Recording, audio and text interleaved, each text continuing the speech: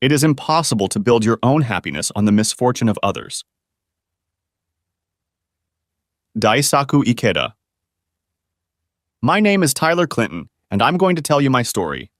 Before I begin, let me say that I am not even a distant relative of the former president, though the irony of his behavior during his administration never leaves me. Speculating on why your spouse refused to be faithful to her vows while claiming to want to stay married is a question I never dreamed of asking. So here I am, sitting on my back porch on a cool May evening, waiting for my soon-to-be ex-wife, who has just been served divorce papers by her place of employment, to burst through the door. I'm guessing how she'll react, but I'm not completely sure because I think she's lost her mind. The discovery of her cheating happened 3 weeks ago on the 28th of April. I'll come back to it in a little while. We chose the back porch because it is secluded. We live on a 2-acre lot, so even if there were screaming going on out there, the neighbors are unlikely to hear. Also, there is a private detective parked around the corner watching. He's there for our protection in case one of us gets so worked up that we snap. Lindsay Lynn to me is a smart and beautiful woman. We met in graduate school in Chicago. I was getting my MBA in medicine and public health. She was getting her CRNA degree, which for readers outside the medical world means she was studying to be a nurse anesthetist. She worked in the neonatal unit for 2 years. Long hours, a lot of emotional strain. Nurse anesthetists work relatively normal hours, usually 6 a.m. to 5 p.m. 4 days a week, for much higher pay and less trauma. Lynn's only potentially significant disadvantage was that she gets bored easily and is always looking for something new. We were enjoying the concert and she was making plans for the next weekend. Anything new was also a temptation. Whether it was a new app, a new friend, or a new restaurant, her interest was always piqued. We discussed this during our courtship, and I made it clear that anything new was fine with me. But when it came to marriage, I was a traditionalist. I believe that you could find new every day in a relationship with the same person for years if you put your whole heart into it. She never gave me any reason to suspect that she disagreed with this. Since her somewhat fickle nature was prone to wandering from the familiar to the new, I insisted that we sign a prenuptial agreement. She was not thrilled with the idea and felt it was an insult to her character. I explained that it was a bilateral agreement that protected her as much as it protected me. She gave in and signed the agreement. It was simple. 50/50ths on the wealth accumulated during the marriage, with everyone keeping 100% of what they brought in. 80/20ths if the cause of the breakup was adultery. Honestly, after we signed it, I don't think either of us gave it much thought, until recently. After we got married, we moved from Chicago to Des Moines, Iowa. Low cost of living, strong economy, vibrant and growing downtown, and great career opportunities in the healthcare field. Cold winters, mostly mild spring and fall. Summers that can range from very pleasant to almost, but not quite, unbearably hot. Unlike our neighbors to the south, St. Louis, Des Moines does not have high humidity. Even on hot summer days, there is always a pleasant coolness in the evenings. And the sweet corn in July and August is delicious. It's also the birthplace of Ben Silbermann, the creator of Pinterest. What more do you need? In 8 years, we've both had jobs we love, a beautiful home, neighbors and friends we genuinely enjoyed, and what I thought until 3 weeks ago was a solid marriage. I say solid, not perfect. No one has a perfect marriage because there are no perfect people on the planet. From time to time, we fought. I am a convinced squeezer of toothpaste from the bottom, and she is haphazard. She wants the dishes washed and the kitchen cleaned every night, while I'm content to load the dishwasher for 3 or 4 days before running it. Yes, like every other couple in America, we could fight about all sorts of nonsense. But much more often, we took long walks in the evenings and had long conversations on the porch. Quick weekend trips to the cabin or to a favorite concert in Chicago, Minneapolis, or Dallas were not uncommon. We enjoyed each other in and talked openly and honestly about what we liked or disliked. At least that was the impression I got. Both of us were 34. We knew that kids were just around the corner, and we were looking forward to being mom and dad when the kids came along. By now, you may be wondering, am I really a failure in bed and just don't want to admit it? Is Lynn completely stunning and being courted by every man I meet? Maybe we've already considered an open marriage? Did I miss the warning signs at the beginning of our relationship that Lynn would turn into a slut? Maybe I cheated on her and she's just getting revenge? Is her lover hanging on to her like a horse, like a Greek Adonis she can't escape? Is she changing her financial situation? Let me tell you all in order. First, Lynn seems genuinely pleased with our life together. I've never been called the best, but I've worked hard to give as much as I've gotten, and I've never heard any complaints. Second, she is a very pretty woman with a quick wit and a strong mind. She is Irish-Italian, a blonde brunette who is 5 feet 8 inches tall. Third, I can't recall any warning signals, but if I'm that stupid, I guess I got what I deserved for falling asleep at the time of the switch. Perhaps I should have been more attentive to her fascination with the new. Fourth, since we've been a couple, I've never touched another woman except for a friendly hello or a goodbye hug. Fifth, I think the honest answer is that he is handsome, but I wouldn't say handsome to death. He's about my height, 6'1", same build, about 180 pounds. Trim and strong, but not ripped. Blonde hair and blue eyes. Sixth, he's only 28, a medical student who's been working in the operating room for the past 2 months. Seventh, he'll have money someday, but since she makes $100 grand and I make twice that, I don't see the temptation of cash, fancy cars, or a luxury home. He won't start making serious money for at least another 10 years. So, as you can imagine, I have no idea how we got here, but perhaps I should share what happened over the last 3 weeks. It was the last week of April, and I was out of town for 3 days for a conference of medical administrators in Kansas City. I was supposed to be there for 4, but when I looked through the workshop offerings on the last day, I didn't find anything that caught my eye. It had already been a good week. On the first day, I met 3 other people from my region who were in similar positions. We eventually formed a small team and got together every night to compare notes. Enjoyed the good camaraderie, networked, exchanged contact information, and laughed over a few beers. Later on the 3rd day, I informed them that I was hitting the road first thing in the morning. Since the trip takes less than 3 hours, I didn't bother with air travel and drove myself. Interstate 35 is a relatively quiet highway with less traffic than most highways. On the way, I listened to Dan Carlin's Hardcore History podcast about World War I. KC has a wonderful World War I museum courtesy of Missouri's only president. Carlin gave me some information before I took a tour before the first session of the seminar. President Harry Truman, by the way, for those of you who aren't aware of what this country is all about. Since I was driving, I was able to hit the road at my leisure. Since I thought I was on my way home to my loving wife, who would be having her first day of a 3-day break, I got up early and was on the road by 5 in the morning. I intended to wake her up pleasantly around 8 in the morning. When I arrived home, Lynn's car was not in the driveway. She drives a 2018 Honda Accord with crystal black pearlescent paint and never pulls into the garage unless it's raining. It hasn't rained in a week. If the car isn't in the driveway, then it's not home. I was a little puzzled. We work out at the same gym, Lifetime Fitness, so she couldn't go out for a run. She always sleeps off on her first day off, but upon entering the house, I didn't see that she was home last night. The bed was made, which never happens unless it's Saturday, laundry day. There was no sign of leftovers from the previous night's dinner in the refrigerator. It was suggestive. I called Lynn, but the call went straight to voicemail. Luckily, we both have Glimpse on our phones, a navigation tracking system that works on any iPhone. I opened the app and saw that her phone was somewhere near the airport. What? We live in Northeast Des Moines, near a private golf course called The Harvester. We both love golf and chose our home based in part on joining this club. The airport was on the southwest side of town. I was starting to get a little nervous and decided that if she answered, I would play dumb. I'd just ask how she was doing. I figured it wouldn't occur to her this early in the day to look at the Glimpse to confirm my location. I waited 15 minutes, then called her a second time. She answered, and that's when my world started to fall apart. Hey, babe, she said in a sleepy voice. Why are you calling me so early on my day off? I'm sorry, Lynn, I apologized, somehow keeping my composure. I miss you, and I had some time before my morning seminar.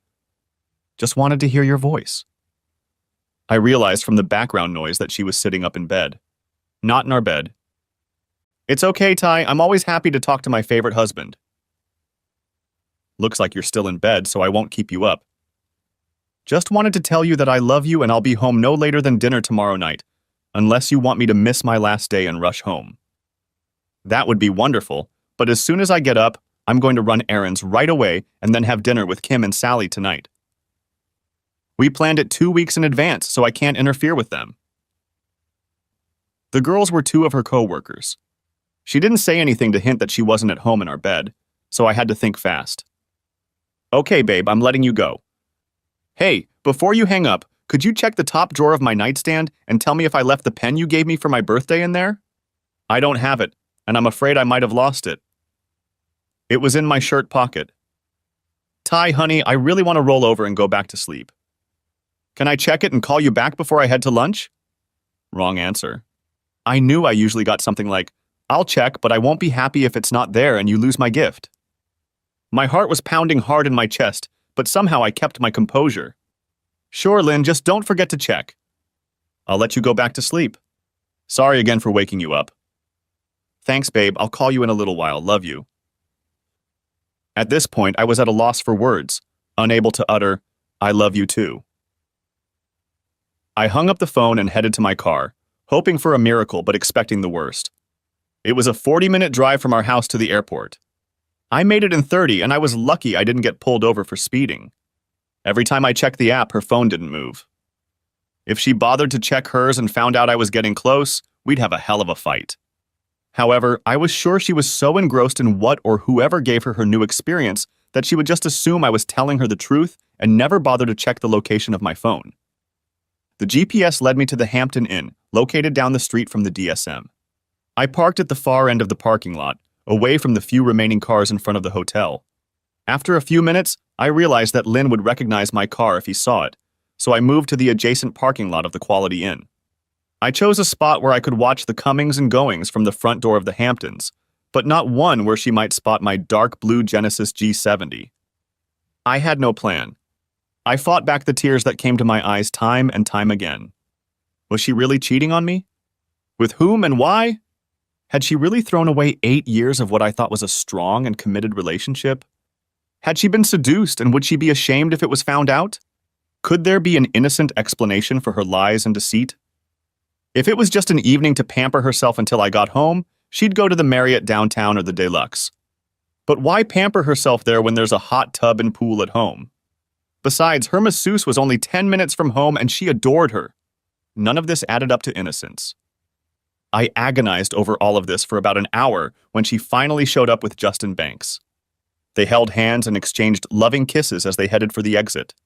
Damn, that young medical student was entertaining my wife. I snapped a couple quick shots on my phone as they broke off for a more passionate kiss before jumping into his car. I met him about 2 months ago when we were at a hospital appointment. I like most people and find common ground easily with just about everyone, but Justin seemed a bit of a jerk to me. When Lynn introduced us to each other, he squeezed his hand even more in a handshake, as if trying to prove he was the alpha male. My dad had always taught me to look my conversation partner in the eye and offer a firm hand, so I wasn't impressed. Our small talk was contrived, and it seemed like he was constantly smirking. I mentioned this to Lynn on the way home, and her response was dismissive. You hang out with doctors a lot, Ty, and you know they can be narcissistic assholes. Justin's not like that. Now in the parking lot, watching my marriage heat up, I struggled to control my emotions. What should I do? Go to court? Hire a private investigator? I had to think about it. Most of my job is problem solving, so I forced myself to calm down and think. After a few minutes, I had something of a plan formed and decided to take a chance. When they left the Hamptons, they didn't have overnight bags. It didn't look like they were going to check out. Maybe they were going to grab a bite to eat and then come back for an afternoon treat. I followed the Glimpse app and verified that they had stopped about 2 miles away at a local diner. I had at least a few minutes to act. I walked back to the Hamptons and entered the lobby. Thankfully, it was empty except for a middle-aged woman working the front desk. She looked up and smiled as I approached. Good morning, what can I do for you?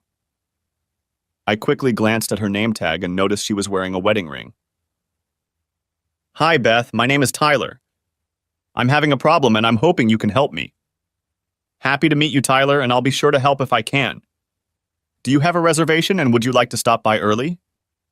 No, Beth, I replied quietly and seriously. The couple that left about 15 minutes ago, a brunette woman and a younger blonde-haired man, did you notice them? Her happy expression turned more serious. Yes, I noticed them. What's the problem? I'm afraid I have, Beth. The woman is my wife and the young man works with her. Unfortunately, I believe they are cheating on me behind my back. Oh, sir, I don't know how I can help you, she said with a look of confusion on her face. Most Iowans are good-natured and neighborly people. They also tend to mind their own business. Beth, I'd like to look in the room they're occupying. I'm not going to cause trouble or make a scene at your hotel. I just need to check my suspicions. I'm not asking for a room key. I'm perfectly fine with someone from housekeeping letting me into the room and making sure I don't stay there for more than 2 minutes. I just need to check. I'm sorry to ask you to do this, but I see your ring, and I know you understand how a spouse might feel in a situation like this. Beth thought for a moment. You seem like an honest man. The couple did strike me as odd, but what people do is none of my business. I appreciate your concerns, however. Could you please give me the woman's name? She registered them on her credit card. Of course, her name is Lindsay Clinton, and she most likely used an American Express Gold card. I can even give you the number if you'd like. I appreciate your attention and discretion. That seemed to do the trick, and a minute later the Amex number was confirmed. Can you call the housekeeping department? I asked. No need, she replied. Thomas, she said in a loud voice. Thomas, also a porter, appeared from around the corner. Yes, Beth? Thomas, I'm going to step away from the counter for about 5 minutes. I'll be on the 3rd floor. You're in charge until I get back. Thomas looked like he'd just been put in command of the White House. Yes, Mom. Beth winked at me and ordered me to follow her. We rode the elevator to the 3rd floor in silence. Neither of us knew how to make small talk when one person had just learned potentially devastating news. We walked down the hallway and stopped in front of room 319. Beth held the key card up to the reader. I hoped she'd hit red and not let me in. Green, no such luck. I walked in and Beth was standing in the doorway holding the door open. Iowa people are also practical. If I turned out to be a psycho, it would be easy to get Beth to leave. Looking around the room, I saw clothes scattered here and there. A man's casual button-down shirt and khakis, as well as loafers and a belt, tossed on this side of the bed. Moving to the far side, I saw what I expected, though I prayed it wouldn't be. The light beige blouse I'd bought for Lynn for her last birthday, and a short dark blue skirt. Trying to think straight, I decided that pictures and videos of the room might be helpful. I'm not a lawyer, or I would have known that a 2-foot ambulance chaser could throw the whole thing out on the assumption that it was all set up by me. Unaware of this legal nuance, I scanned the room for about 60 seconds of videotape, narrating as I went along. I am in room 319 of the Des Moines Airport Marriott Hotel. It is 5 to 10 a.m. on Thursday, the 28th of April, 2022. I am in a hotel room that was booked and paid for by my wife, Lindsay Clinton, using her American Express Gold card, number 555173391845520. Don't ask me why I memorize card numbers, I just do. Last night, she checked into a room with a medical school student from her hospital named Justin Banks. Judging by the ambience and the odor in the room, my wife and Justin cheated on me from last night until this morning. I saw them leave the Hamptons about 15 minutes ago. They were kissing and holding hands. I have 2 pictures to prove it. I quickly looked into the bathroom, but there wasn't much to see. Before heading out the door, I decided to grab a couple things to take with me. Otherwise, I could take them in for DNA testing. Not that I'd be surprised by what I'd find out. Plus, it might put Lynn on edge if he couldn't find them. As Beth and I entered the elevator, I started to lose control of myself. Tears were rolling down my face. Beth, a well-meaning woman from Iowa, put her hand on my shoulder and said, I'm sorry, Mr. Clinton. We stepped off the elevator into the lobby, and I started reaching for my wallet. Don't even think about it, son, she said, in a tone that left no room for argument. I smiled, thanked her, and said, I know I shouldn't say this, but if you interact with them, please don't give them the slightest hint that I was here. The corners of her mouth lifted in the semblance of a smirk. She winked and said, I've never seen you or heard of you in my entire life, and I'm insulted that you would suggest otherwise. Well, as you can see, my plan has come to an end. What to do next? I've already admitted that I have no legal knowledge. However, even my limited understanding of divorce in the U.S. told me that I could be in deep shit if I filed for divorce too quickly, despite the prenup. That was the bad news. The good news was that I wasn't expected home until late Friday night. I had time to think and make a plan. Since I was on the south side of town, I drove another 30 or so miles southeast to the small town of Winterset, and 40 minutes later found myself at Rudy's restaurant on John Wayne Drive. Winterset is the Duke's hometown, and there's even a small museum there in his honor. I know this because my father, who could recite every John Wayne movie by heart, used to bring my brother and me here when we were kids. Sitting in a booth in the back row, I noticed a quote from his latest movie on the wall. In the movie The Rifleman, Wayne played an aging gunfighter dying of cancer who was determined to go out with a gun in his hands, keeping his boots on, rather than let a terrible disease eat away at him until he died. I won't be hurt. I won't be insulted. I won't have my hand raised on me. I don't do that to other people and demand the same from them. I'm not as much of a Duke fan as my dad was. I'm more like Clint Eastwood from Josie Wales's Outlaw, but I found myself chuckling. Damn right, Pilgrim. I said it out loud, not addressing anyone in particular, but the waitress who approached my table heard my best Wayne impersonation. She just rolled her eyes and replied in her best Duke language, "So, young man, would you like a snack?" I ordered coffee and a big breakfast. Such a simple thing as enjoying food made me feel better. While I sat and ate, I looked up and read several articles about spouses who cheat. According to the experts, this is probably not an isolated case.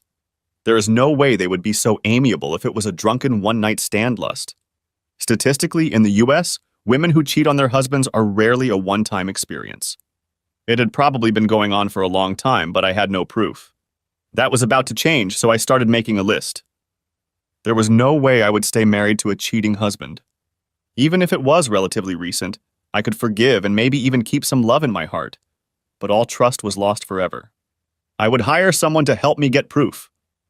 Even with a prenup in place, I needed to get solid legal advice from someone who understood the financial side of the equation.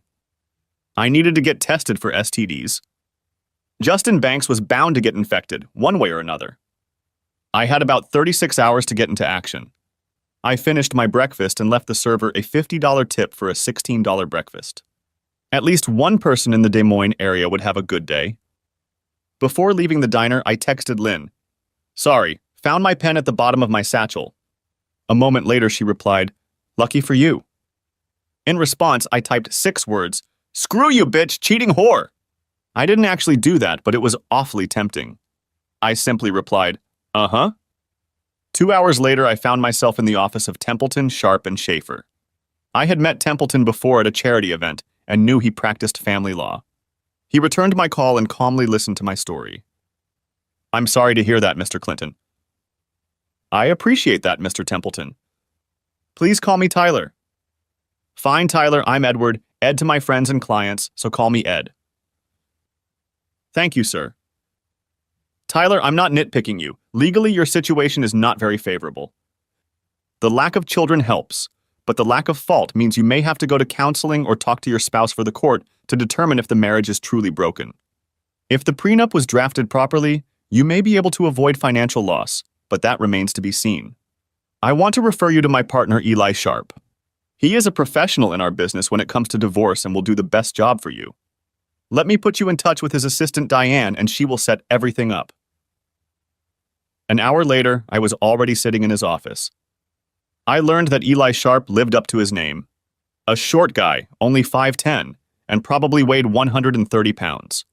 From what I understand, he was an avid swimmer and had been since he was a kid. He had several school records in his home state of Indiana. He still swam for an hour 6 times a week. After spending 10 minutes with him, anyone could tell that he had spent his life proving that being small doesn't mean you can win a battle. He brought the same attitude to his law practice. He listened carefully to everything I knew so far, asked a few clarifying questions, and then suggested some initial strategies. "Are they staying at the Hamptons today?" "I don't know." "Don't worry, I can find out, sorry." He picked up the phone and said, "Diane, put me through to Molly and tell her I need to know if Lindsay Clinton has booked room 319 at the Hampton Hotel in DCM by tomorrow morning. If so, tell Moll I need a full report by noon tomorrow and tell her not to miss a thing." "What? Yes, I know it'll piss her off, but that's part of the fun, isn't it?" He returned the phone to its stand. Molly Baker is the best private investigator this side of Chicago because she spent 18 years as a private investigator in Chicago before dropping everything and moving to Des Moines. The shit she saw in the Windy City would make your toes curl. Anyway, if they're there today, we'll know a lot of details by tomorrow. He agreed that I should get tested for STDs, but was worried about how long it would take to get the results. He assumed that my wife would want to be sexually active with me to cover her tracks. I assured him that I knew several doctors in my specialty and might be able to expedite the tests. The usual 5 to 10 days could be cut down to 2 or 3. I called my buddy, Dr. Stan Rosen, and asked him if I could stop by in the morning. Eli also set me up with a forensic accountant from their practice the next morning. He handed me a printout of what he knew I would need to bring, including our prenup. "Finally," he said, "if your wife changes her plans and comes home tonight, you will not be able to attend or confront her. We will address it as soon as we know the facts and the best course of action, but that won't be until next week at the earliest. If my hunch is correct, it will probably take us a couple weeks to establish the infidelity. It may not help us in court, but it certainly won't hurt us. Most Des Moines justices of the peace still disapprove of infidelity in marriage, so you should be on your best behavior. Be polite and courteous. To stay healthy, pretend to be sick if she wants to get into it any time over the weekend. Other than that, it's business as usual, okay? So you're telling me that calling her neck and hitting little Justin with a baseball bat is off limits?" "Yeah, something like that. Seriously, can you do that? Anything stupid would sink us." "Yeah, you have my word." That's enough. We shook hands and I left. I wish I could say I knew how to share the pain in my life, but that would be a lie. I still had my clothes from the trip, so I didn't need to go inside. I went to another gym, paid for a day pass, and worked out for about 2 hours until I could stand on my feet. Then I took a long steam and shower before checking into the Hyatt Hotel downtown, where I immediately ordered room service. My order included a bottle of Maker's Mark. After my second drink, I turned off my phone and put it away in the closet, knowing that once I got drunk, I would forget where it was. I didn't want to risk calling my whore wife while drunk. Tears, anger, frustration, and more tears all lasted until I passed out. The next morning, I woke up around 7 with the worst hangover I could remember since graduating from college. Forcing myself back to the gym, I took a long, steamy sip from my Yeti glass, which was filled with ice and some more Makers. Whoever came up with the solution for the morning, "bite the dog that bit you," must have known something, because after my shower, I felt almost human again. I spent an hour at the local Starbucks with my laptop, compiling a financial report for the accountant. By 8:30, I was in Rosen's office. I explained the situation to him, and he drew my blood himself. I'll personally take it to the lab and have them return the results to me. I'll have to put your name on them, but doctor-patient confidentiality will keep them confidential until you need them in court. Not your first rodeo, Doc? "Hell no, buddy," he replied in his best Duke voice. Seemed like everyone here loved John Wayne. I may have the results tomorrow by the end of the day, but it could be Monday. I can't put that much pressure on the lab staff. No worries, thanks, Stan. Back at the TS&S, I sat down at the desk with Lois Montgomery. She sorted through everything, kicked all the tires, and looked under the hood of my financial life for the better part of 2 hours. It was about as enjoyable as a prostate exam. When we were done, she took a deep breath and began to summarize. "Well, Mr. Clinton, there's good news and bad news. The prenup covers 80% of your assets in the event of divorce due to adultery. But I don't see you getting anything better than 50/50ths on the house. You can also avoid alimony and obviously won't pay alimony. But you may have to split retirement and savings. I'll prepare a full report and have it to Eli by the end of the day." I thanked her and headed upstairs to meet Eli Sharp again. He was sitting and chatting with a woman who looked to be in her late 40s. Molly Elkington was a pleasant-looking woman with short brown hair, deep brown eyes, and a friendly smile. Her handshake was firm and her gaze was penetrating. I felt like I would have to give an honest answer to any of her questions, so commanding was her gaze. Molly's jacket was hanging on the back of a chair, and I noticed a gun on her belt. Note to self, I thought, never mess with that woman. After a momentary exchange of pleasantries, Iowans, remember, were always friendly, she cut to the chase. "Mr. Clinton, your wife is in a relationship with medical student Justin Banks. Thanks to a very nice woman named Beth, I was able to install audio-visual devices in their room at the Hampton Hotel." She paused and looked up from her notes. "By the way, Beth asked me to mention that she has a lovely niece in Cedar Bluffs if you're interested in that in the future." I turned some of the videotape into photographs and enhanced the images to make your wife's identity unequivocally undeniable. They returned to the hotel around 1 o'clock yesterday afternoon and stayed there until 6 o'clock when they went out for dinner. They ate at a Chinese diner in West Des Moines and returned to the Hampton around 8. According to my boyfriend in the lobby, they checked out of the hotel around 10. Banks got into his car and she got into hers. Mrs. Clinton went home and is still there. She handed me a large file folder across the table. There are pictures and a thumb drive with video in it. I don't advise you to look at these, ever, but if you do, give yourself some time and space to deal with what you'll see and hear. I am truly sorry for Mr. Clinton. I hate cheaters for what they are and the damage they do. I did a little digging on you as well, and it became clear to me that you don't deserve the way your wife is betraying you. She and Sharp exchanged a few more remarks and ideas on how to proceed over the next few weeks to establish a pattern. Then she got up, threw on her jacket, shook my hand, wished me well, and walked out the door. Sharp went to his cabinet and poured me a shot of Knob Creek Limited Edition to calm my nerves. I tipped it into myself in one gulp and prepared for our conversation to continue. We discussed several aspects of the situation. I brought him up to speed on my blood tests, and we discussed the financial aspects of the impending divorce. What is your ultimate goal, Tyler? I mean, what's most important to you when the dust settles? I thought for a moment. I want to leave as soon as possible. I can be patient and not do anything stupid, but just the thought of being around her makes me nauseous. I really want you to do everything you can to make sure the terms of the prenup are honored.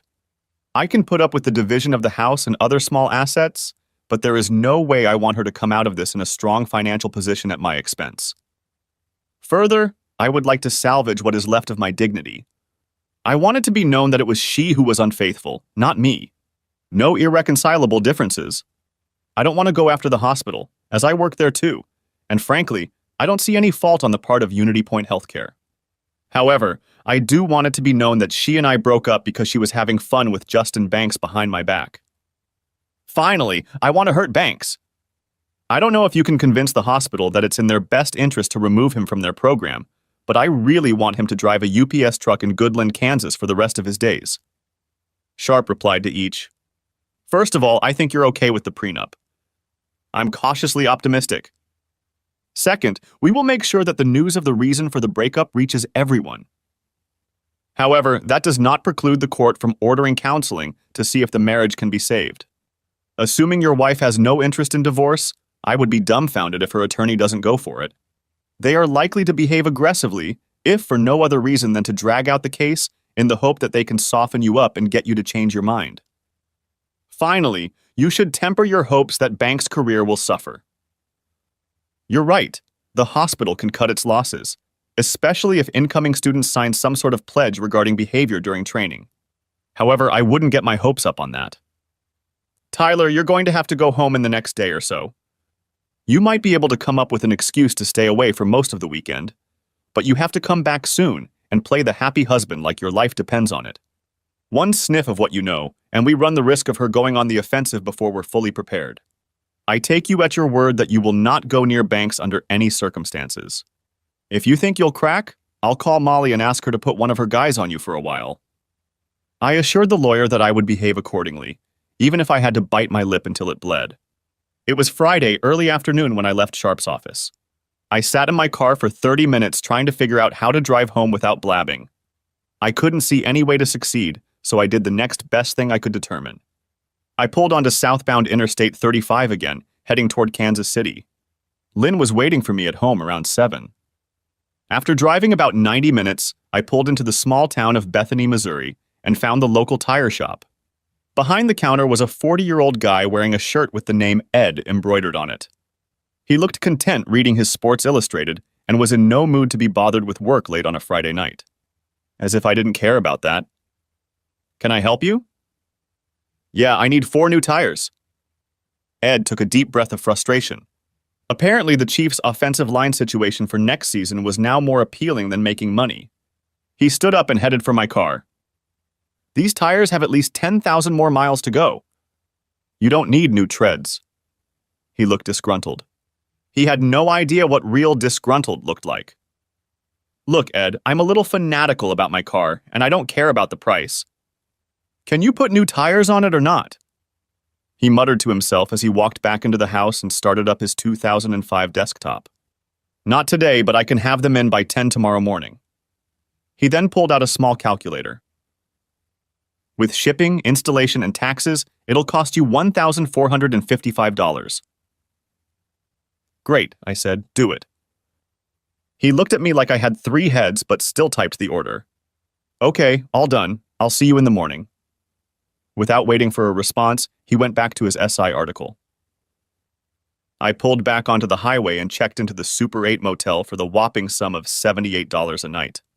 I plopped down on the less than comfortable bed and called Lynn. You're almost home, babe. I can't wait to see you.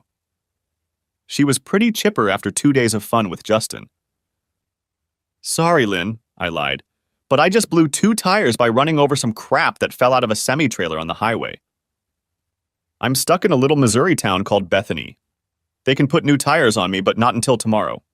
I won't be home until the middle of the day, in case you want to invite Justin over tonight and sleep with him in our marital bed. I didn't say that last sentence out loud, but I really wanted to. Damn, Ty, are you okay? Nothing hit the windshield or anything? No, I'm fine, but I'm having Taco Bell for dinner tonight and breakfast in the morning. Sorry for the delay, Lynn. Me too, but the important thing is that you're okay. I miss you madly and was hoping to jump on your bones tonight. I think I can wait until tomorrow. Please be safe for the rest of the trip and go home to your loving wife as soon as possible, Buster. I will, Lynn. I'm sorry, but I'm a little tired and still a little woozy from the blowout. I'm going to drink these 2 bottles of beer I bought at the Jiffy Mart and go to bed. I'll see you tomorrow, okay? Okay, Ty, I love you. Good night, Lynn. I knew that at some point I would have to lie some more and respond to the I love you too with sincerity in my voice, but it wouldn't be tonight. I had no way of knowing if she picked up on my lack of response, but at that moment I didn't care. I walked over to the desk and opened the envelope Molly had given me. It showed my wife cheating on me with Justin. After recovering and brushing my teeth, I went back to the scene of the crime and inserted the flash drive. Opening the program, I saw an entire video of my wife having fun with Justin. After an hour of excruciating emotional pain, I began to feel the rage building up inside me. Yes, I was heartbroken. She was selfish and disrespectful, could not describe what I had just witnessed. My anger at Justin would surely grow, but at the moment I was filled with white-hot anger at the woman who I thought loved me and had committed to being my faithful wife. In the 8 years of our marriage, and the year before that when we were engaged, I had never seriously considered being with another woman. I don't mean to say that I never looked or had a fleeting thought. I wouldn't mind jumping on her bones when I saw a beautiful woman. I am a man just like everyone else. However, it never occurred to me to disregard the vows I made to my wife or to hurt her with adultery. I began to remember how the prenup had bothered her. She was offended that I had even suggested that she could not be trusted. I now realized that she was a narcissist, concerned only with herself and her pleasure. She didn't seem to understand the kind of commitment I thought love required. So yes, this revelation broke my heart. But I was also furious. There was no way this was going to go unheeded. No way that was the final word. The next couple weeks were going to be tough. But screw her. Now I would play my part. All with the intention of getting away from that bitch as soon as possible. And Dr. Justin, her big stud, would pay too. The next morning I had a couple fast food tacos for breakfast. I wasn't lying about being stuck at Taco Bell. 2 cups of coffee helped wash that taste away as I headed out to meet my new friend Ed and pick up 4 new tires. In the morning, Ed was less grumpy. He smiled when I walked in. I guess he realized he could sell my tires for a few $100 in cash and pocket it without the IRS finding out anything. On the wall hung a couple of deer heads and a picture of him squatting next to a dead deer with a bow across his lap. Maybe he'll use the money to buy himself a new compound bow for next season. I don't know why, but the thought made me feel a little better. By 11:30 a.m., I had 4 new tires, and I was out of excuses to head home. During the ride, I started thinking about how I could mess with Lynn's head. The thought of touching her made me cringe. Before heading home, I made one stop near Des Moines. I pulled up to the house around 1:30. Lynn's car was in place. I walked in the front door and heard Siri playing some light jazz. It sounded like Norman Brown's Just Chillin' album.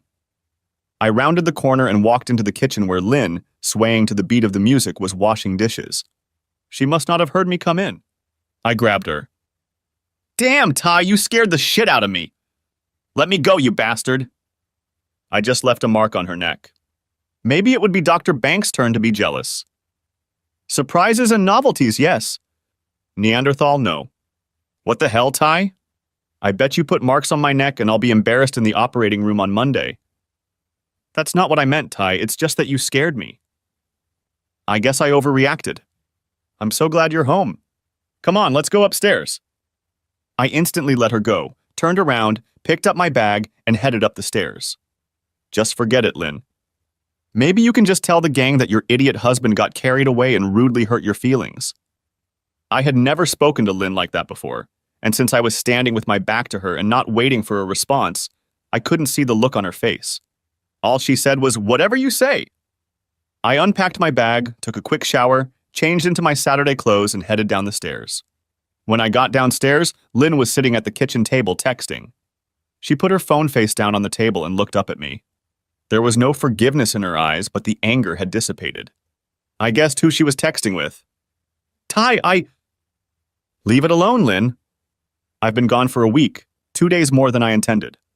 All I could think about was getting back to you, but apparently my coming over and trying to spice up the relationship didn't meet with your approval.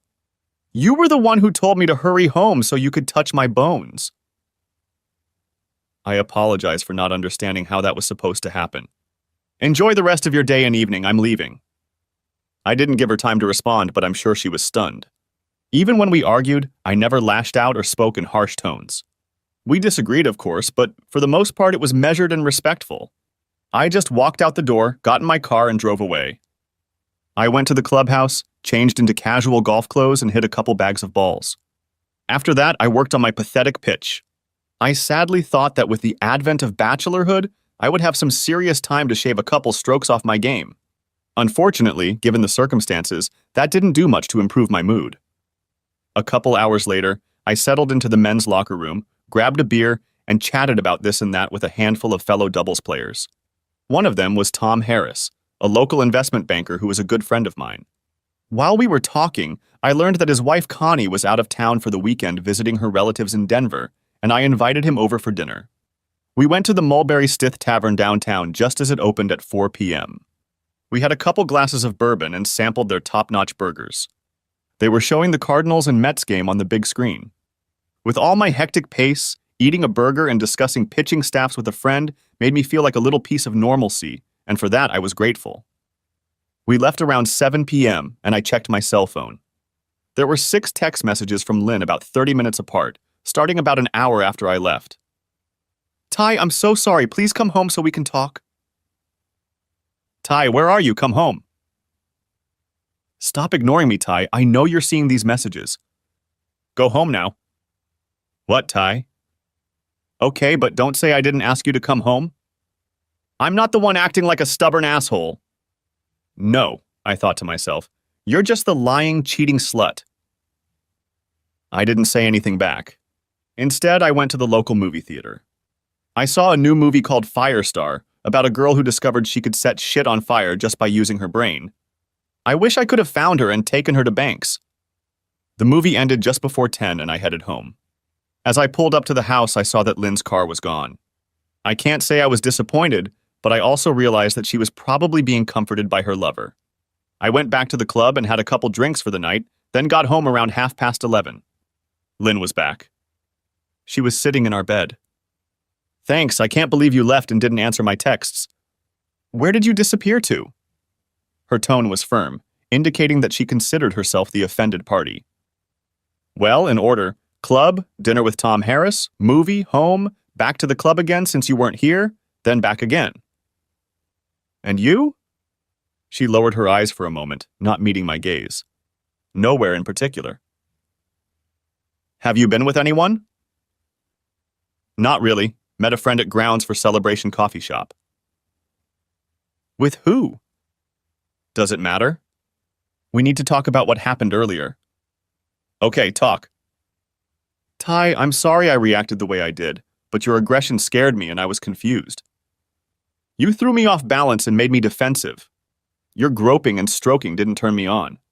Part of my love for you is based on how much you respect me, and your actions didn't feel like love and respect. Lynn, I admit that my actions were different, but the fact that you asked me to spice it up a bit a while ago seemed to indicate that you wanted to bring something new to our physical relationship. Something more radical. If that's not it, then explain it to me so I can see where you're going with this. That's what I said, but I was thinking more romantic. A candlelit dinner or a weekend at the beach with lots of hugs and caresses. I'm sorry, Lynn, but we've done all of those things many times over the last 8 years. Weekends away, long walks holding hands, romantic conversations by the fireplace. I don't believe what you're saying. It doesn't add up. It's true, but maybe in new places. Nonsense, Lynn. I remember our conversation very well, and you can't rewrite history. If you've changed your mind, say so, but you don't have to lie and pretend you weren't suggesting I spice things up physically. Ty, why are you acting like this? You're so literal and dogmatic. I may have said it, but how can you interpret it as bend me over the counter, or leave a bruise on my neck for everyone to see? Lynn, do you remember what you were wearing when we were talking? What? No, why does it matter? It's important because it's relevant to our conversation. I was working in the yard, had just showered and came out of the bedroom. I've never seen you like this before. I'm pretty sure we didn't come up for air for at least the next hour. So how do I go from this to a romantic weekend on the beach holding hands? I'll let you pick 10 husbands of your choice, tell them this story, and ask them how they would interpret your invitation. If at least 9 of them don't say something like what I did today, I'll buy you any new car you want. That's just ridiculous, Ty. No, not only is it not absurd, it's absolutely accurate. When you dress up for your husband and ask him to spice things up, it's not because you're in the mood for romance. Again, you're trying to change what happened to make you right and me wrong. Ty, your stubbornness is getting us nowhere. Why don't we just let it go and you come to bed and just hold me? Sorry, Lynn, that won't work. If you don't like that kind of behavior from me, fine. I won't try again. But you don't have to act stupid with me and demand that it's my fault. You care more about people seeing that I gave you a hickey than you do about my feelings or opinion. I'm not interested in keeping you, so you can assume I've admitted I was wrong. Good night, Lynn. With those words, I turned and headed for the guest bedroom. Ty, come back! I'm not done talking to you, damn it! I ignored her, assuming my first attempt at FWLH had been successful. I avoided contact with her without giving myself away. I highly doubted she was putting 2 and 2 together and getting 4. She was too shy to even flirt with the idea that I knew she was cheating on me. There have been chilly days in our marriage, but on Sunday we just froze. We avoided each other. We didn't talk. I spent most of the morning at the club and the afternoon working in the yard. I went to bed before she did, and when she came into the bedroom, I was already in bed. I'm not sleeping in the same bed with you until you apologize, Ty. I don't mind, Lynn. I'm not the unreasonable type, so I think we'll spend every other night in the master bedroom. It's my bed as well as yours, so I'll sleep here tonight. If you don't like it, you know where the spare room is. Tomorrow night I'll sleep there and you can be here. I don't agree to that. Go and sleep in the guest room until you come to your senses. Lynn, I have no idea why you think you have the last word on everything, but you don't. We are equals and I treat us as such. I'm going to sleep in this bed tonight, and what you do is up to you. Bastard! She hissed as she left for the guest room. The beginning of the week went the same way. We barely spoke to each other. She kept trying to push my buttons, but I couldn't deal with it. Monday night, she told me how she had been humiliated in the operating room when her coworkers teased her about a hickey. I shrugged, showing that I didn't care. Tuesday morning, Stan Rosen called and asked me to stop by his office. First, the bad news. You have a very mild form of chlamydia. You probably haven't experienced any symptoms. More than half of men who contract the disease do not experience any. The good news is that with treatment, the disease will go away quickly, although you will need to be rechecked in about 3 months. Maybe I should ask you if you know how you contracted it? Of course, Stan, I contracted it from my wife. I trust our doctor. Confidentiality is respected here. I've never slept with another woman since the year before Lynn and I got engaged. Last Thursday, I found out that she was having an affair with another man. I can only assume that she contracted it from him. Unless she's had other lovers that I don't know about. He heard the sadness in my voice. Well, I'm sorry as hell to hear that, Tyler. I always thought you had a good marriage. I'll put you on your usual dose of azithromycin, and like I said, it should go without a problem. You'll need to tell Lynn about it and abstain from sex for the next few weeks, just to be safe. No, it's not a problem, Stan, but I'm going through a serious transition here, and I'll need to talk to a lawyer about sharing this information with my wife. How serious could the infection be? It doesn't kill, but if left untreated, it can cause serious health problems, up to and including the loss of a woman's ability to reproduce. Depending on when Lynn contracted the infection, she is at term. A couple weeks isn't a problem, but the longer, the higher the risk. Besides, Ty, as much pain as you're in, you don't want to live with the responsibility of possibly jeopardizing someone else's health. You're right, Stan. I can't live with myself if I sink to that level just because I'm in pain. But let me ask you this. I haven't noticed any symptoms in her, so is it safe to say it's still early and she doesn't know what she's contracted yet? Maybe, maybe not. Some women never feel symptoms, but that doesn't mean the disease can't do serious damage. I can't tell you what to do in that case, but I will say that waiting more than 48 hours would be wrong. We shook hands and he said he would take the prescription to the local pharmacy, which I didn't frequent. I appreciated his concern for my reputation. An hour later, I was in Eli Sharp's office explaining everything to my attorney. He laughed at my FWLH strategy, but warned me not to be so obvious as to give myself away. He became much more serious when he heard about STDs. Well, that changes things, he said with a sigh. I know we sharks are lawyers, but even I can't afford to keep anyone in the dark when there are serious health risks involved. It was my turn to giggle at his successful lawyer joke. Since Doc gave you 48 hours, you'd better act in 24. Let me consult with a couple buddies I respect, and I expect you here tomorrow morning at 8 o'clock sharp. Lynn didn't get home until about 10 that evening. Her shift ended at 6. If she expected me to demand to know where she'd been, she was in for a disappointment. I was watching an episode of Only Murders in the Building when she walked in. She looked into the den for a moment, sighed, and headed upstairs without saying a word. Under any other circumstances, she would have sat next to me and munched on popcorn, and I would have brought her some white wine. The thought that this would never happen to her again for the rest of my life caused me to feel an overwhelming sense of loss. I was betrayed, and I wasn't going to stay with the cheater who betrayed me in our marriage. But I loved her. A part of me still did. And that part grieved for what was gone forever. The next morning, I was sitting in the conference room of TC&C Company. Sharp was present along with Molly's private investigator and one of his lawyers, Mick Sawyer. We don't like the timing, Ty, but it's time to pull the trigger. Everyone agrees that STDs change the picture. Have you thought about how you want to tell her yet? Yes, I have. One of my goals is to get her off balance until she's served. What if you guys are privy to the fact that I'm notifying her, but for now she won't know the source of the information? Everyone at the table looked at each other skeptically, but remained silent, waiting for the continuation. What if I send her OB/GYN an anonymous tip that one of her patients, Lindsay Clinton, has chlamydia? Wouldn't she be obligated under her hypocritical oath to inform her patient? Later, you guys could confirm that it was me. Molly could testify that I wrote the message, confirm the date and time. I would be acting with a reasonable degree of good faith, since my doctor required me to notify her within 48 hours, and I did it in less than 30. It may be treacherous, but she will have the opportunity to get the medical attention she needs. Wouldn't that pass the smell test in court? There was a pause. Molly and Mick waited for Sharp to think it over. After a few minutes, he pronounced, "Not perfect, not even good, but not terrible either. It will make you look petty, but not negligent or criminal. Under the right circumstances and the right judge, it can be fine. However, it is also incomplete. Any judge will want to know who knew of your actions and what steps they took to dissuade you. So, Tyler, I'll tell you right now, I don't think you should do it, and it's a bad idea." "Neither do I," Molly said. "I agree with Eli Tyler," Mick retorted, grinning from ear to ear. "You shouldn't be doing this."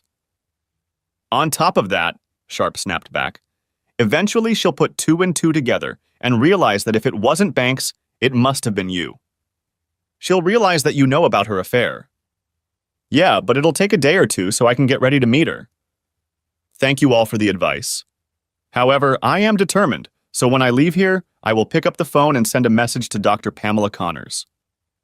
In that case, I want to be a witness, Molly replied. I don't want to be told later that I just believed you would do everything, but never checked that it happened.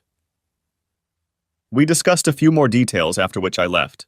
40 minutes later, Dr. Connors received a strange message from an unknown source. On the other end turned out to be private investigator Molly Elkington. Doctor? Connors, I have chosen to remain anonymous, but I am aware that one of your patients, Mrs. Lindsay Clinton, has a sexually transmitted disease, chlamydia. Now that you have this information, I trust you to immediately act as her attending physician and offer assistance to your patient. Thank you. Finished with the conversation, I smashed the phone to pieces and later that afternoon, on my way home, threw it into a pond about 5 miles from my house. There was no one nearby to witness my complete disregard for Iowa's littering laws. About the time I was discarding the burner, Molly was parking outside Dr. Connor's office when a black Honda Accord pulled into one of the parking spaces. Lynn got out of it, looking a little disheveled, and entered the office. 45 minutes later, she came out looking even worse. Molly followed her to the local pharmacy where she picked up a small prescription bag. Shortly thereafter, Lynn returned home. I sat on the porch and watched the coverage of the Cardinals' 10-0 victory over the Royals. Since we still didn't talk much, she didn't say hello and just headed up the stairs. About half an hour later, she came out onto the porch, freshly scrubbed, and abruptly lowered herself next to me, letting out a deep sigh. Ty, why don't we call a truce and go back to our place? I don't know, Lynn. How do you propose we declare a truce? How about we just end this argument and leave it at that? I'm not sure that works for me, Lynn. Why not, Ty? She looked like she genuinely wanted to know. Perhaps the revelation about her STDs had jolted her a little. I'm happy to forgive and move on, Lynn. I've apologized several times for misinterpreting your spice it up a bit comments, but as far as I know, you still don't think you've done anything you need to apologize for. Thus, refusing to do so would seem to imply that you win and I lose. I'm not trying to come out on top, Lynn, but I think we're equally at fault for the last few days, but you don't see it that way. Fine, she replied with slight irritation in her voice. I'm really sorry about that. So, is everything okay now? No, Lynn, it's not okay. I've known you for almost 10 years, and I know when you're not saying what you think you're saying. Your words may be right, but your tone shows that your heart hasn't changed. Tell me I'm wrong, Lynn. Explain where you're wrong, and we can move on. She looked at me for a brief moment with sadness in her eyes. I thought that maybe she was going to tell me about the whole episode of her cheating. I didn't expect a sincere apology given what I heard on the tapes, but maybe I was wrong about her. Would I be able to forgive her and work on our marriage? Honestly, the thought scared the hell out of me. But I shouldn't have worried. Her eyes gave her away as she returned to her righteous indignation. She was still blaming me. At that moment, I realized without a shadow of a doubt that it was over between us. You're just so stubborn, Tyler Adam Clinton. I apologized and you threw it back in my face because it wasn't up to your standards. Okay? Okay? You're the one who led us down a dead end, and it's your fault if we don't find a way to work this out. Well, Lindsay Abbott Simon, she said, deliberately using her maiden name. I'm sorry you feel that way, but I can see in your eyes and hear the tone of your voice that you may be using the right words, but in your heart of hearts, you believe you are innocent and I am guilty. You are convinced that I am proud and unreasonable, so I'm offering you a deal. If you can find even one of our close friends who truly believes that I am an arrogant jackass who never apologizes or admits his guilt, I will accept your conclusion. She rose to her feet, glaring at me, and stomped off the porch and into the house. I took a deep breath. It had been almost a week since I had discovered her blatant disregard for her vows in our marriage. The next 2 weeks would be nearly impossible. It was time to look for options. The next morning, I was in my boss's office. Connie Silverton was a fair but tough boss. You don't become the CEO of a major medical facility without it. It was hard to do, but I laid out my situation to her. I needed advice and help to get me through the next 14 or so days until I could serve Lynn with divorce papers. Connie's response was professional but caring. First of all, Tyler, I'm very sorry for your situation. My parents divorced when I was 10 years old and it was horrible. However, before we get started, I need to know that you will weather this storm and continue your fine work for me and Unity. I can't help it if I know the situation is about to blow up and go to hell. Connie, I can't say I'll be completely fine for the next couple weeks, but I truly love my job and the people I work with. I look forward to helping you in the future. I'm deeply hurt, but I'm not dead, and I have no intention of giving up my career for the woman who betrayed me. If I can manage to tone it down a bit, I promise you I'll be at your place 100%. I think I know you pretty well, Tyler, and I know I can trust you to be honest with me.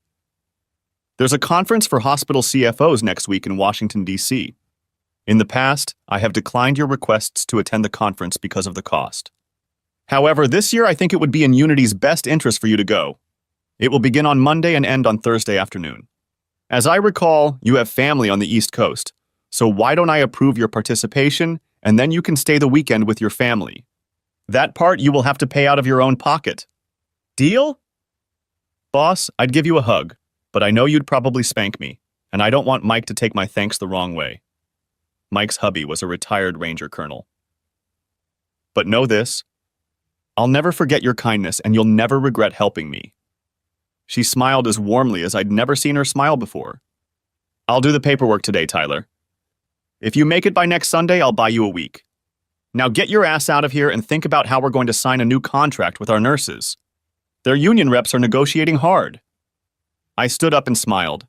Consider it done, boss. By the way, if I can save 5% on my next contract, can we talk about my year-end bonus? Her habitual look became serious again, which told me it was time to leave. I only had to make it 3 days before I had to leave for the conference. With any luck, I would only have to live in suspense for 2 or 3 days after I returned. I managed to focus on the rest of the day and do a good job, even pissing off Jody Meyer, the nurses' union representative, when I informed her that their latest offer was not true. Let her cook over the weekend and next week, I thought to myself. Maybe she'll be a little more pressured when her parents find out she doesn't have a contract and isn't even expected to. On the way home, I called my father and brother to let them know I'd be in the area the coming weekend and would love to hang out with them. I apologized for such a short notice, but both promised to carve out time to meet together. I didn't feel like sharing the bad news with them, but on the other hand, I knew they would be supportive when they heard the whole story. My last call before hitting the road was to attorney Eli Sharp. I quickly brought him up to speed, and he informed me that this was the perfect opportunity to get 1 or 2 of Mary's men on Lynn to get some more evidence of her treachery. When I arrived, Lynn was not at home, which under normal circumstances would be unusual. However, nothing had been unusual in my life for over a week now. It was the second day of her 3-day vacation, so we should have had something planned by now. At this point, she could have been having fun with Justin or some other guy for all I knew. That was when I first realized that she could have or had other men. Now that would be nice, I thought to myself. What if there's a slut running around Banks behind his back? Maybe I should send him an anonymous message urging him to keep an eye on his cheating slut so I don't become her next victim? I decided to go for a run.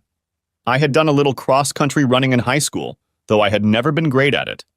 However, running 3 to 5 miles a couple times a week helped me clear my head. My route was mostly to and from the golf course. A couple good hills on the way there and back gave the run a nice cardio element. Today I ran more intensely, trying to exhaust myself so I could possibly sleep that night.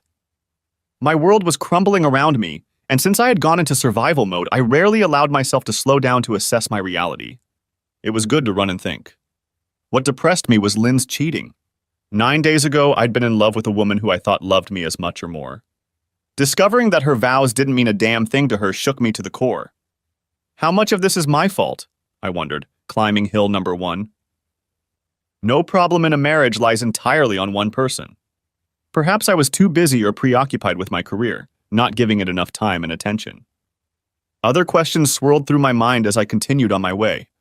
How would she react? Would she ever admit to what she had done? Would she make excuses or ask for forgiveness? I knew I wouldn't stay in the marriage after such a deep betrayal, but how would I feel about her when I saw her in the hospital? Would I become angry seeing her seeing other men? Would she stick around or would she leave town?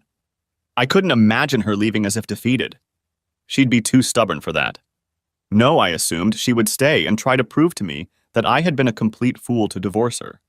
It dawned on me that if I was thinking so much, then I wasn't running hard enough. By the top of the second hill, I was no longer preoccupied with thoughts of my slutty ex-wife. I was just looking for little things like oxygen. When I got home, I was completely exhausted, which was actually the purpose of the run. I walked up and down the street for about 20 minutes, cooling off, and then hopped in the shower. Then I put on my swim trunks, grabbed a beer, and headed for the hot tub, as my calf muscles were letting me know they hadn't appreciated the last hour or so. Lynn was still nowhere to be seen. Later, around 11 p.m., I ate dinner, watched 2 episodes of Ted Lasso, and finally crawled into bed. Lynn never showed up, wrote, or called. I did her the courtesy of leaving her alone. It was the only time in our entire marriage that we had been separated for more than 12 hours without contacting or knowing where the other was. I took 2 melatonin tablets and 4 Motrin tablets, as my collarbones were giving me no rest with their complaints. I slept until 7 the next morning. Before I went down the stairs in the morning, I noticed that Lynn's door was closed. Apparently, she had come home the night before. I listened for a moment. Nothing moved. I drank my coffee and ate a couple bagels, showered, changed clothes, and headed out to the golf course. The weather in Des Moines in late May can be amazing, and today was no exception. I teed off a few balls on the course and joined a couple buddies for an 18-ball game and then lunch. By 3 p.m., I had run out of excuses to stay here and headed home.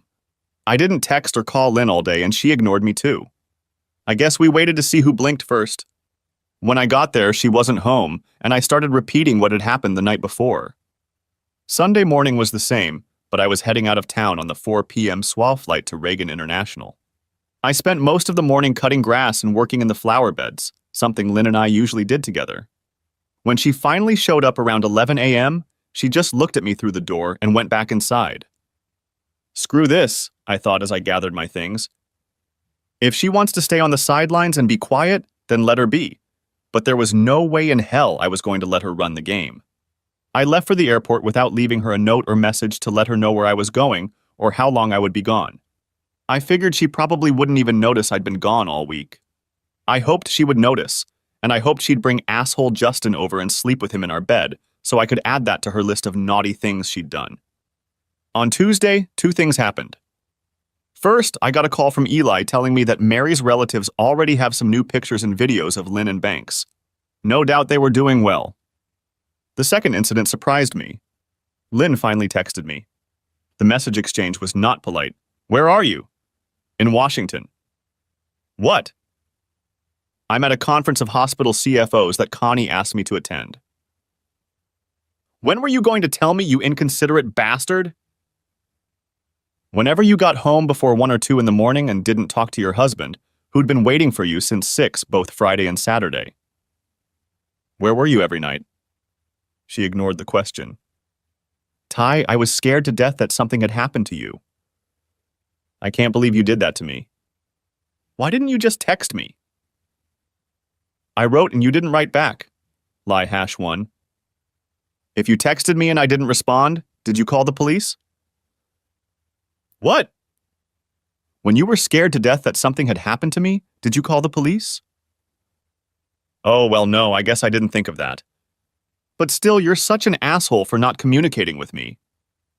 What about my boss or my dad or my brother or any of our friends? Who have you been contacting trying to track me down to make sure I'm okay? I've contacted several people. Don't try to blame this on me, Ty. Lie #2. Name them. What? Name who you texted or called so I can check. I will not tolerate insults from an insensitive and uncaring asshole like you. Well, Lynn, you may think I'm an asshole, insensitive and uncaring, but I'm not a liar like you. If you were really concerned about my well-being, you would have texted me, and we both know you didn't. Second, you would have reached out to some of our friends, co-workers, or family members, which we know you didn't. What we don't know is where you were Friday or Saturday night. Care to elaborate on your whereabouts? Maybe you have something to confess to me, dear wife? You're just insanely stubborn, Ty, and right now you're just pissing me off.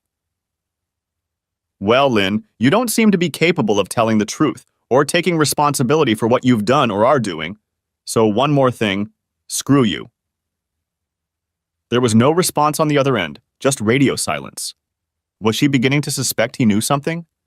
Did she feel any guilt for her treacherous act? Did she consider her act of infidelity? I realized I was breathing hard and sweating like I'd been working out for an hour. I pulled myself together, showered, and headed to the conference. The rest of the week went okay considering my marriage was over and I was an emotional wreck. I managed to make some good acquaintances and attend a couple informative panels. The weekend with my dad and brother went well, but hard. Both tried to be understanding, but neither of them shared my experience. My mom passed away about 3 years ago at the age of 63 from a rare form of cancer. She left holding the hand of the man who had loved and cherished her for 41 years straight. My dad could understand my sadness, but not the pain of Lynn's duplicity. He thought she was crazy. My brother Elliot had already been married for 11 years to an amazing woman named Mary. Everything seemed to be going well for them and their 3 children, even when they hit some bumps in the road.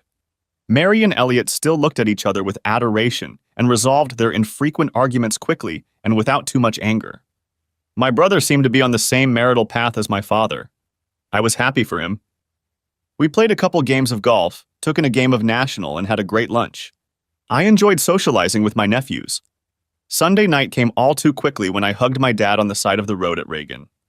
He took my face in his hands, looking sternly into my eyes. "I know it hurts like hell, son, but you'll get through this. Lynn has proven to be selfish and destructive, but you don't give up. Keep moving forward, one day at a time. I know it's true. The pain will subside." With those words, he gave me a hug, jumped into his Ford F-150, and drove back to Springfield, Virginia. By the time I arrived at DSM, it was almost noon. I headed into the office to iron out some details and to see if Jody Meyer had started to come out of the woodwork in our negotiations during the week of my absence. The good news? Her latest offer was much closer than the previous one. The gap was still there, but it was clear that the nurses didn't want a prolonged work stoppage and knew that Unity would behave reasonably at the bargaining table. Before leaving, I glanced into Connie's office. She looked up and gave me her usual look. "What the hell are you going to waste my time for?" I froze for a moment and smiled. "Well?" "Hey, boss. Just wanted to say thanks again for last week. It was a good seminar. It was well worth the investment, and the time spent with my family was just what the doctor ordered." "As if I care, Tyler. Have you had time to do anything useful since you got back?" "Not much. Just went over the nurse's latest offer and thought I'd let you know that by the end of this week, we'll have a deal that we're happy with." "No need to thank me. Get the hell out of my office, Tyler, and come back when you actually have something for me." I always liked that teasing, but today it seemed more important than usual. Before I turned to leave, I stopped. "Hey, boss." Connie looked up. "What?" "I love you too." I jumped out the door before the pen she was holding in her hand darted toward my face. Sometimes a normal life, working with people you love and respect, was the best medicine in the world. Maybe Dad was right. Maybe the pain would begin to subside. On the way home, I called my lawyer to see how our case was going. Within a minute, Eli Sharp was on the phone. "Stop by my office at 7 tomorrow morning on your way to work, Ty. I think we're ready to pull the trigger." As sad as it is to admit, Lynn kept doing it with her idiot partner over the weekend. I won't reveal the details, although we do have some candid photos of her in a very revealing schoolgirl outfit at their favorite hotel. When I arrived, the house was dark, quiet, and empty. It seemed like it was over between Lynn and me. We had hardly seen each other for the past 3 weeks, and we hadn't had a normal conversation since I had left for a conference in Kansas City over 3 weeks ago. I realized how much I missed her. Not the slut she'd turned into, but the Lynn I'd married. Fun, curious, mischievous, beautiful, and strong-willed, she was the person I thought I would spend the rest of my life with. I dropped my bag in the laundry room, grabbed a beer, and settled in on the back porch as the sun disappeared in the west and the stars began their nightly dance. For all my anger at her betrayal, I found myself crying again. I knew that one day I would have no more tears for her or our marriage. I would never tolerate her duplicity and infidelity. If I could find a way to set Justin up, I would. My pride was wounded, but still intact. But tonight I allowed myself to mourn what was lost. By 10 p.m., I was beyond tired, so I headed upstairs, took a quick shower, and fell asleep 20 seconds after my head hit the pillow. Since we slept in separate beds, I didn't hear her come in. It could have been 5 minutes after I fell asleep, or it could have been 3 in the morning. I didn't know, and I didn't care. I got up and out the door around 5:30 a.m., wanting to get in a quick workout before meeting Silas and the team at 7. Lynn's car was parked in the driveway and the door to the guest room was closed. If I understood her schedule correctly, she had the first day of a 3-day shift. That was helpful. We wouldn't have to cross paths much in the coming week. "Ty, good to see you. Come on in and have a seat," Eli greeted me. Super Private Detective Molly was in place, as was one of Silas's assistants, an older woman in her 50s named Peggy Simons. Her name was Peg. Molly smiled and said hello. Peg asked if I wanted coffee. After a minute or two, we got down to business. Sharp began. "We'd like to put Lynn on trial at some point this week, Ty. Molly has received more than enough evidence showing your wife's infidelity. Repeating the same thing won't help our case, and you already owe Molly over $6,000, so I'd thank her, but I'd let her go spy elsewhere." He smiled as he said the last sentence. It was obvious they were good friends. In turn, Molly just patted Eli on the shoulder and got up to leave. "I hope you get things settled as quickly and painlessly as possible, Tyler," she said as she shook my hand. I thanked her and told her that I sincerely hoped I never had to hire her in the future, but would be more than happy to tell anyone who needed her services where to find the best. Eli and I exchanged a few ideas on how, when, and where to service Lynn. I was hoping it could be done at work at a time when she and piece of shit Justin would be together in a room full of people. Probably at the end of the day on Thursday, since that would be her last day of work before her 3 days off. Eli felt that such a long wait was only playing into Lynn's hands. Waiting means giving her a chance to find out what's going on. You've kept your composure admirably over the past few weeks, Ty, but you must be at your limit now. May I suggest that we serve her tonight, or at the very least tomorrow? One of Molly's boys has been watching the hospital, so he'll have an idea of when is the best time to surprise her. I agreed that was reasonable.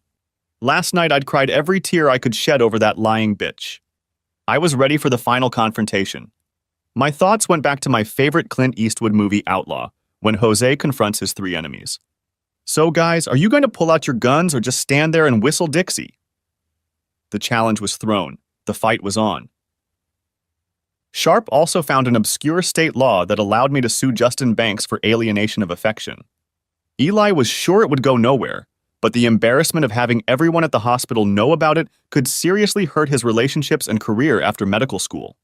I was in complete agreement. We finally agreed that Eli would call and give me a heads up when the case was done.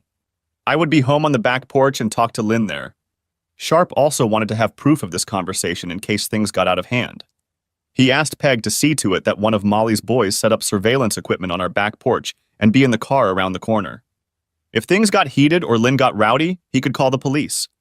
I couldn't imagine Lynn going that crazy, but then again, 4 weeks ago I would have called you crazy if you suggested that my wife would cheat on me with a medical student.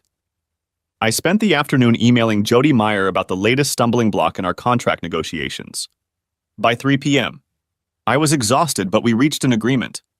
Neither of us were 100% satisfied, so it was probably a fair agreement. The nurses got a decent raise in base pay, overtime, and vacation days, and the hospital got a 5-year contract instead of the 3-year contract INA had hoped for. Even Connie had to smile when I put the papers on her desk to take to the board of directors. I was a 5-minute walk from home when my phone rang. It was Eli Sharp. "So, Barrister, how are we doing today?" Sharp grinned.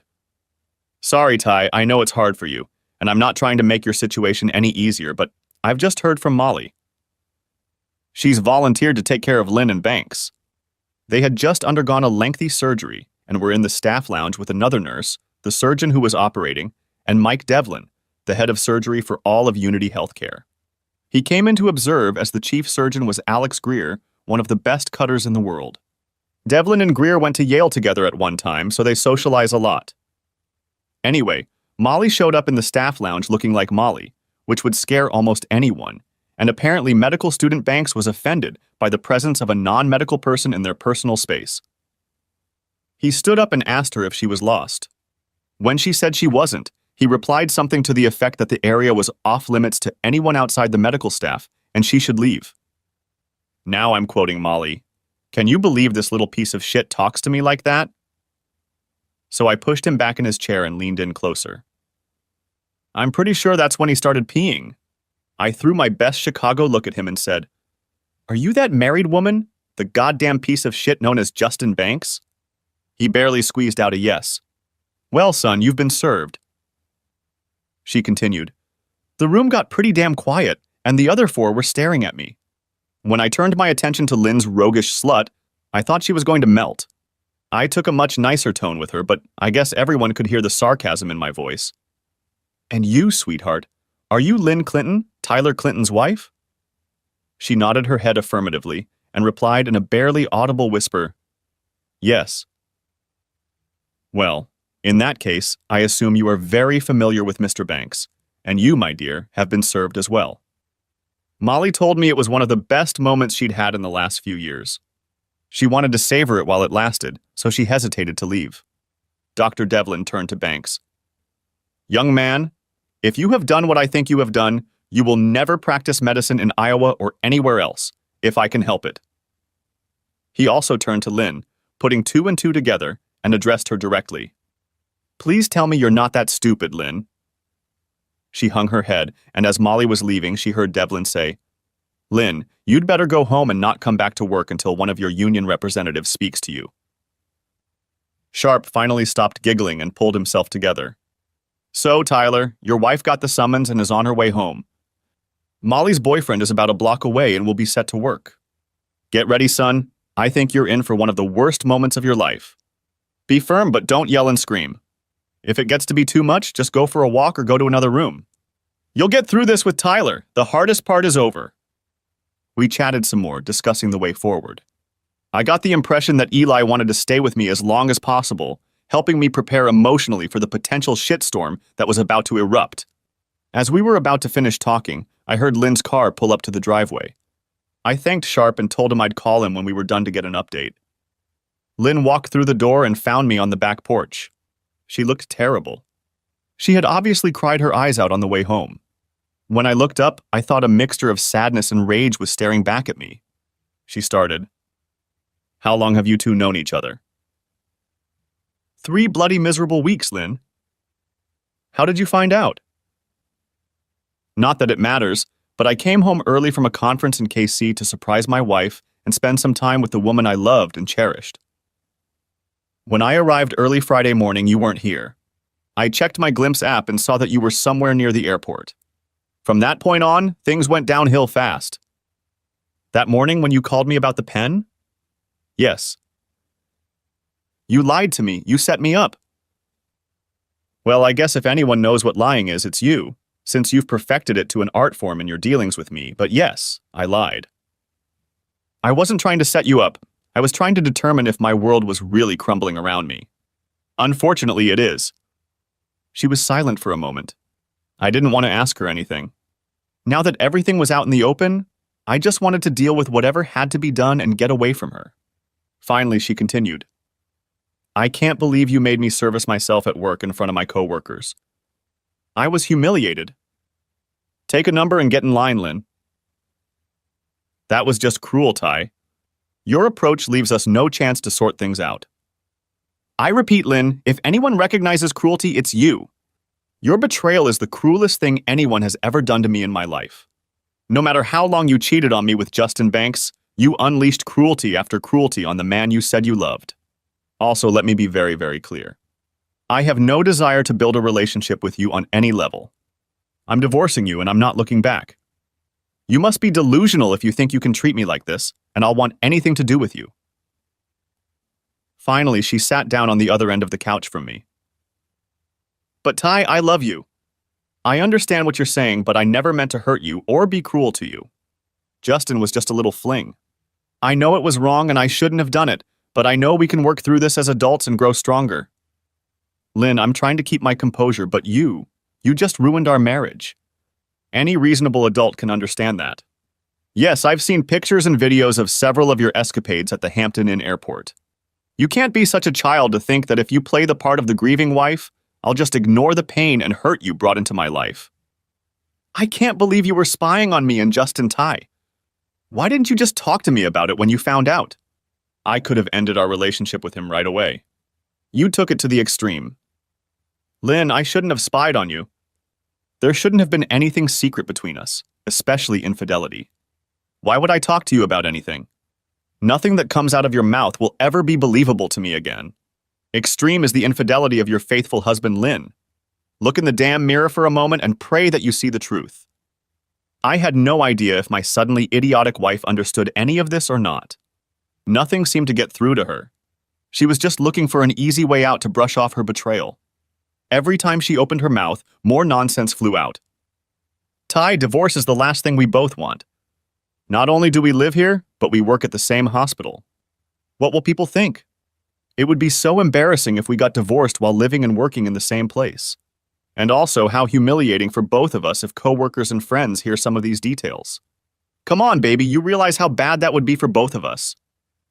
Lynn, I've been living with embarrassment and humiliation since that Friday morning when I saw you and the jerk walk out of the Hampton Inn, right after you lied to me on the phone about where you were and what you were doing. The divorce will be a welcome relief to me because the attention will be directed at you too when people find out about your betrayal and debauchery.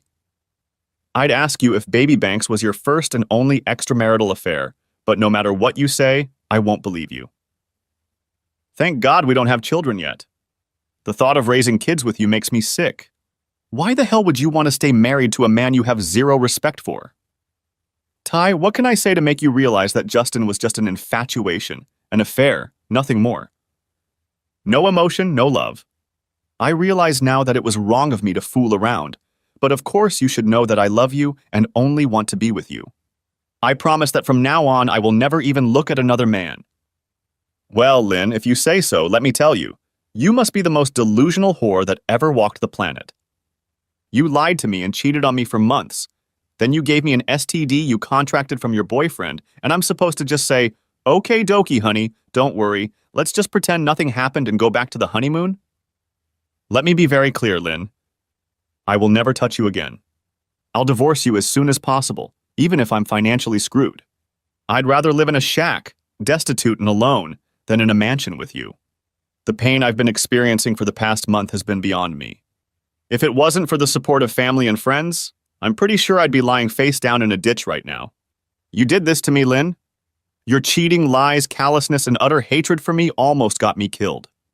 But you didn't, Lynn.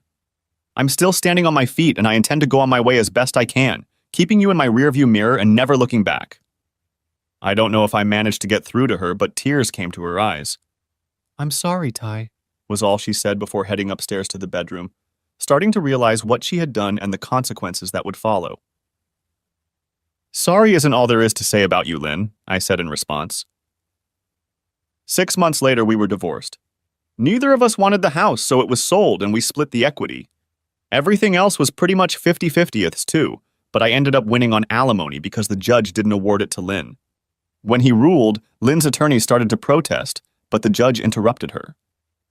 Miss Bannister, your client should be grateful that I am constrained by law to award her a 50-50th split. I don't like dishonest people, and she clearly cannot be trusted to tell the truth on any level. She gets everything I am legally required to give. The rest is at my discretion, counselor, so don't push your luck. Court is adjourned. I don't know, maybe it was just me, but he sounded a lot like a duke. Epilogue. My name is Connie Silverton, and I am Tyler Clinton's supervisor at the hospital. My husband Mike and I were very concerned about Tyler and the suffering he went through because of the actions of his bitch of a wife. The divorce was finalized, but that wasn't all. First of all, for several months, Tyler was not himself. He had to put up with Lynn's constant harassment and stalling during the divorce process. However, Eli Sharp is a good man, and he took care of Tyler all along the way. Tyler suffered a lot financially because of all the costs, but at the end of the day, he was a free man, very talented and young, so I knew he would eventually get back on his feet. Although it's been over 3 years since his divorce, he hasn't started dating yet.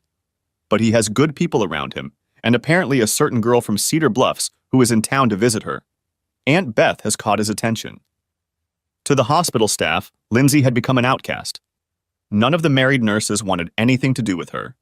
Several of the most obnoxious doctors, both married and single, tried to get her into bed because they had all heard from Justin Banks what an easy lay she was. 6 months after her divorce, she filed her resignation. After moving to Denver, she started working at a hospital there. About a year after that, we learned that she had married a young surgeon, a rising star. A few of our crew met her at a seminar, and she seemed to have decided she was a better person after leaving, in her words, her first loser husband. Tyler Banks was also ostracized even by some of the more snarky doctors. Tyler had such a good reputation throughout the hospital that even those doctors who considered themselves players wanted nothing to do with him. He finished his residency, but received only mediocre recommendations when applying for a job. Banks ended up working at a regional hospital in Frankfort, Kentucky, earning probably half of what he would have if he had been a decent man. He also married a fine Southern girl, and from what we hear, they have been happily married for 3 years now. That's it, except for one small detail. Last night, my husband Mike, retired military, took Tyler out to dinner. This is a little unusual for him, but not completely unheard of. We enjoyed grilled steaks and good wine.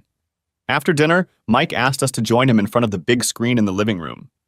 Tyler and I looked at each other with a, "What the hell?" look. But Mike had captured our attention. He assumed his old Army colonial pose and began. "Tyler and Connie, what we see and what we talk about tonight is for just the three of us. What we see will be destroyed and will never be remembered or mentioned again." I knew this side of Mike and nodded in agreement. Tyler noticed me do so and replied, "Okay, Mike, whatever you say." Tyler, almost 4 years ago, a disgusting woman and a piece of shit caused grievous harm to a man that Connie and I love like a little brother. We have spent many hours talking about this injustice and praying that someday, perhaps somehow, the scales will balance. As you know, I have many friends and contacts in government during my 24 years in uniform. I've accumulated quite a few debts over the years, and over the past 12 months I've turned to several markers. Please watch the screen. For the next 20 minutes, we watched 2 videos with our mouths open in shock. The first was about Dr. and Mrs. James Thaddeus of Denver, Colorado. Mrs. Thaddeus, the former Mrs. Tyler Clinton, was sobbing and screaming at her husband. "You bastard, how could you do this? I've been faithful to you since we were married, and today I get a video of you cheating on me at the Hampton Inn. You bastard, I hate you, I hate you.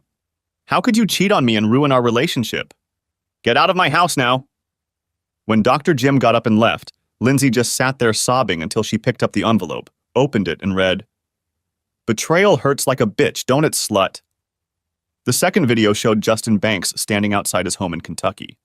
It appears he was in a quiet neighborhood with no other homes nearby. His sweet Southern wife was tearfully holding a handful of glossy 8*10 photos of her husband cheating. At that moment, 3 large men began to approach Banks. One of them was dressed in a sheriff's uniform. "So, bastard, did you think you could screw over our sister and get away with it? There won't be a piece of you left to identify if your body parts are ever found." Banks cried like a baby. Before the screen went out, a uniformed man was heard to say, "By the way, Tyler Clinton's friend Colonial Silverton sends his regards." Another scene appeared. It was a gorgeous young woman, similar to the one in the video and photos. She simply smiled into the camera and said, "Mission accomplished."